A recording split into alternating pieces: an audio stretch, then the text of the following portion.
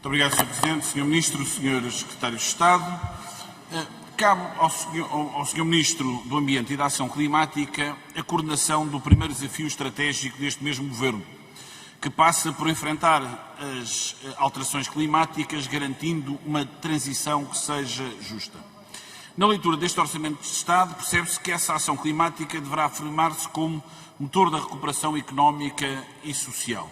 E para isso é preciso fazer a transição energética, apostar na mobilidade sustentável, reforçar a economia circular, valorizar o capital natural do território e das florestas, fomentar o investimento saudável, o financiamento sustentável, a fiscalidade verde, não esquecendo também a educação ambiental. Bem, tudo isto nós encontramos naquilo que é a estratégia. E algo que também vem referido neste mesmo orçamento, e o Sr. Ministro também tem repetido, que tem a ver com a mobilidade elétrica. O que é certo é que, ainda esta semana, veio uma notícia a público de uma posição da Associação Zero sobre os falsos elétricos, viaturas e veículos híbridos plug-in, palavras da Zero que são tão poluentes como os automóveis convencionais e coloca-se a questão dos benefícios fiscais que muitas vezes existem. E a pergunta que lhe coloco, Sr. Ministro, é, em relação a estes mesmos benefícios, eles mantêm-se ou não, se o Sr. Ministro está ciente desta situação e a pergunta que lhe coloco, para além destas, é a informação que deve existir ao consumidor. E essa informação deve ser absolutamente clara, porque muitas vezes o consumidor está a fazer uma compra a pensar que está a ajudar o ambiente, que está a ter uma postura responsável sob o ponto de vista ambiental e, por outro lado, a fazer fé naquilo que diz a Associação Zero, estará a cometer, entre aspas, uma espécie de quase crime ambiental. E isso é tanto válido, porque isto pode comprometer as próprias metas nacionais a que o Governo também se propõe. Isto também é válido, por exemplo, para aquilo que nós temos ouvido muitas vezes dizer em relação às viaturas elétricas, que tem a ver com as próprias baterias. E quando termina o fim de vida dessas baterias, o que é que lhes acontece? Todos nós já temos ouvido situações destas. E a pergunta que eu lhe coloco, de uma forma muito construtiva, é: o Governo está a pensar fazer alguma informação, disponibilizar em algum portal essa informação que é útil ao consumidor e que é importante todos termos consciência, como é evidente, dos riscos que existem, estando todos comprometidos com esses compromissos ambientais. Muito obrigado, Sr. Deputado João Gonçalves Pereira. Palavra ao Sr. Ministro para responder, por favor. Sr. Deputado, muito obrigado. É assim, eu por acaso acho injusto a Zero ser citada pelo CDS, mas não posso deixar de dizer o seguinte: a Associação Zero propõe que acabe o financiamento dos veículos híbridos plug-in através do Fundo Ambiental. Ora, nunca tal aconteceu. Portanto, aquilo que a Associação Zero, a associação que se debateu para que o Tejo se mantivesse poluído e que foi contra a despoluição do Tejo, veio agora sugerir é que deixe de ser financiada uma coisa que nunca foi financiada. E, portanto, eu confesso que vale a pena também o CDS não citar simplesmente de forma direta aquilo que a Zero escreve, mas tentar perceber o que lá está escrito, porque, neste caso, é um disparate completo aquilo que a Zero diz. Muito obrigado. Muito obrigado, Sr. Ministro. A palavra novamente ao Sr. Deputado João Gonçalves Pereira, CDS-PP, por favor. Muito obrigado, Sr. Presidente. Sr. Ministro, nós não temos complexos de esquerda. Os complexos de esquerda, normalmente, os senhores têm-nos, e complexos ideológicos nós não temos. E, portanto, não percebeu a intervenção construtiva que fiz. Na verdade, o registro do Sr. Ministro, que nos vem habituando, não é um bom registro. Mas, já agora dizer-lhe o seguinte, Sr. Ministro, a questão ambiental é vista neste orçamento como uma prioridade. No entanto, preocupa-nos essa mesma dimensão e essa mesma ambição ambiental face àquilo que será a execução real de muitos daqueles que são planos, objetivos, que aqui aparecem. E eu dei-me ao trabalho de ir ver neste próprio Orçamento de Estado aquilo que são os planos e programas, estratégias e redes. E encontrei 33 planos, redes, estratégias Plano Nacional de Energia e Clima 2030, Plano de Ação para a Bioeconomia Sustentável, a Rede Nacional de Cidades Circulares, a Rede de Municípios para a Neutralidade Carbónica, o Programa de Neutralidade Energética do Grupo Águas de Portugal, a promoção da ação para a adaptação às alterações climáticas, o Programa de Apoio à Redução Tarifária dos Transportes Públicos, a Estratégia Nacional para a Mobilidade Ativa Ciclável, a Estratégia Nacional para a Mobilidade Ativa Pedonal, o Plano de Ação da Economia Circular, a Estratégia Nacional para o Ar, a Estratégia Nacional para o Ruído Ambiente, o Plano de Ação Tejo Limpo, o Plano Nacional de Gestão de Resíduos, o Plano Estratégico de Resíduos Urbanos, o Plano de Ação da Tejo. Bem, ainda tenho aqui mais 10 ou 15, Sr. Ministro. A pergunta é, quanto é que custam estes planos, estas estratégias e estas redes? Quanto é que custa ao país? Quanto é que custa e qual é o resultado prático de todas estas mesmas ações? É que parece que no seu Ministério não sabem o que é uma coisa que se chama simplex.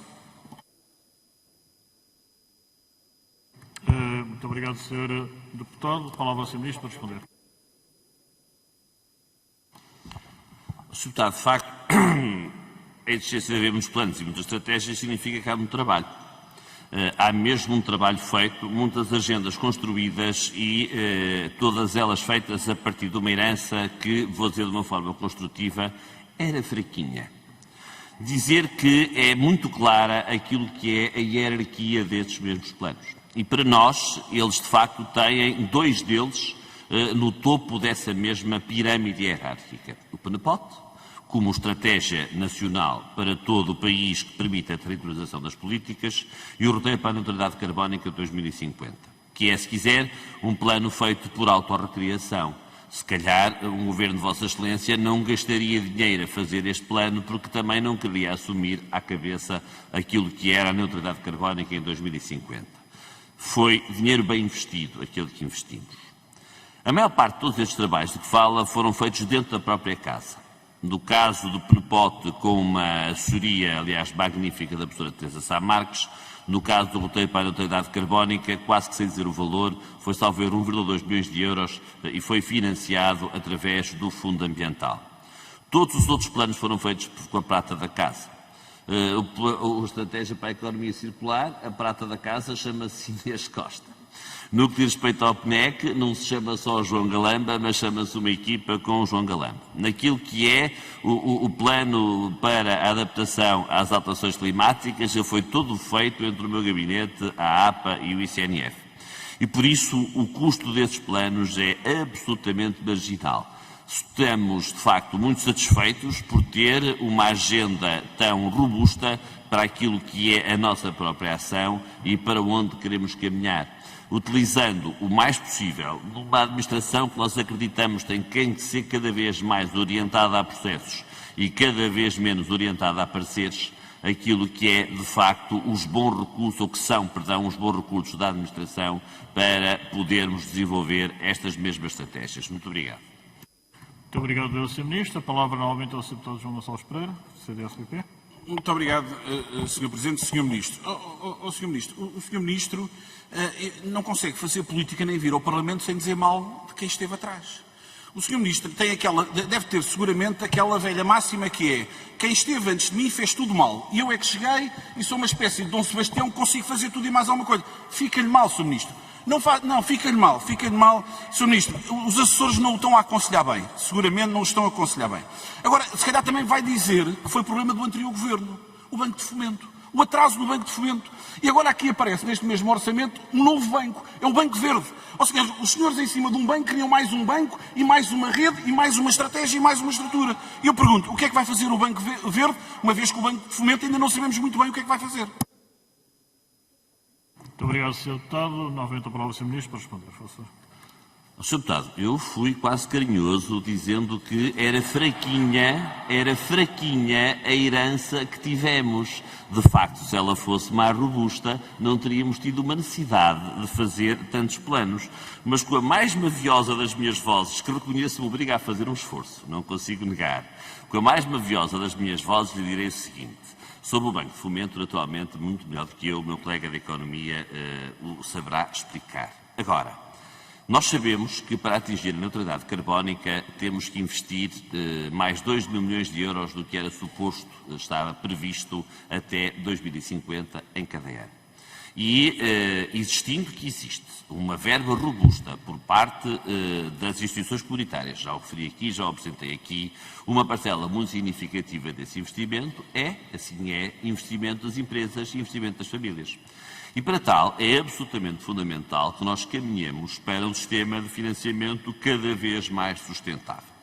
E é fundamental podermos ter, de facto, uma agregação daquilo que são as verbas das multilaterais e, muito particularmente, as verbas de bancos como o Banco Europeu de Investimentos, e que muitos deles concorrerão para o financiamento dessa mesma nova economia verde, concentrados e geridos a partir desse mesmo Banco de Fomento. E por isso é esta a ideia de não é transformar coisa alguma, é acrescentar àquilo que são as funções do Banco de Fomento a função de um banco para o financiamento sustentável, porque os investimentos no desenvolvimento sustentável terão uma grande dimensão nos anos mais próximos. Muito obrigado.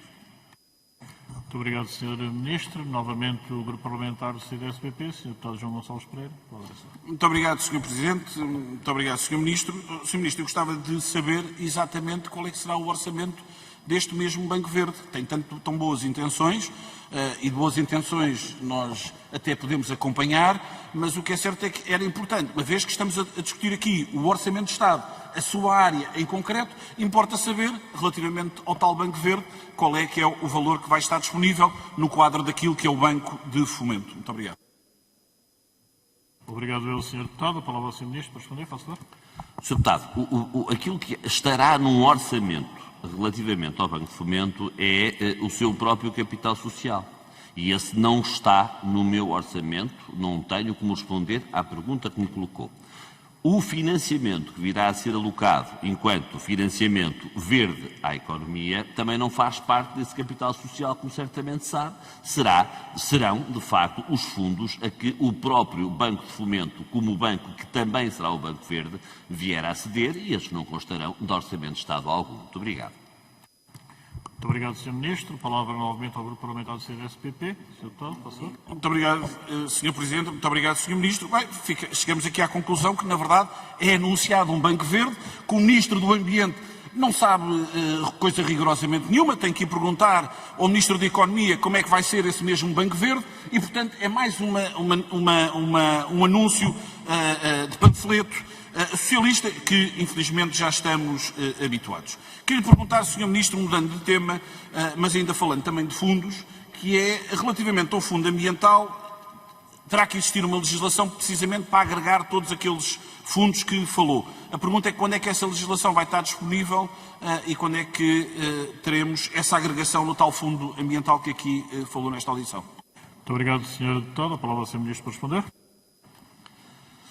Sr. Deputado, os bancos verdes, um banco não é mesmo uma direção-geral e, portanto, funciona sobretudo com dados de capital, virá a ser aquilo que vier a ser, com a certeza de que uma parcela muito expressiva do investimento que ele virá a financiar terá que estar adequado àquilo que é a taxonomia dos investimentos que a União Europeia aprovou e que exclui, entre outras coisas, por exemplo, investimentos na promoção e na utilização de combustíveis de origem fóssil, e é para isso que é fundamental a existência desse mesmo Banco Verde. Cada vez mais, Sr. Deputado, também as instituições financeiras têm que fazer parte deste compromisso de transição.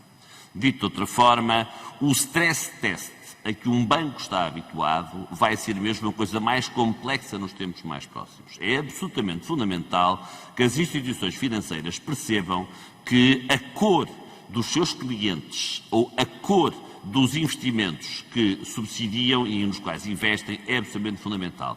E tem que ser cada vez mais verdes, esses mesmos clientes, esses mesmos investimentos, esse portfólio de empréstimos que cada banco virá a ter e cada vez menos castanho e menos cinzento. E o Banco de Fomento vai ter um papel fundamental nesta metamorfose da cor dos investimentos que são feitos. Do Fundo Ambiental não anotei, ajudem-me, qual é a pergunta do Fundo Ambiental? Perdão, ao Sr. Deputado, primeiro este orçamento terá que ser aprovado e depois de aprovado este mesmo orçamento, nós sentimos-nos autorizados a poder proceder a esta mesma agregação desses fundos num só fundo. Muito obrigado. Muito obrigado, Sr. Ministro. O Sr. Ministro já não dispõe de tempo, mas o Grupo Parlamentar do CDS sim. Portanto, Sr. Deputado João Gonçalves Pereira, faça favor. Muito obrigado, Sr. Presidente. Sr. Ministro, eu reconheço-lhe o esforço de tentar falar sobre o Banco Verde e tentar explicar o que é o Banco Verde, mas utilizando uma expressão socialista foi pouco chido. Muito obrigado.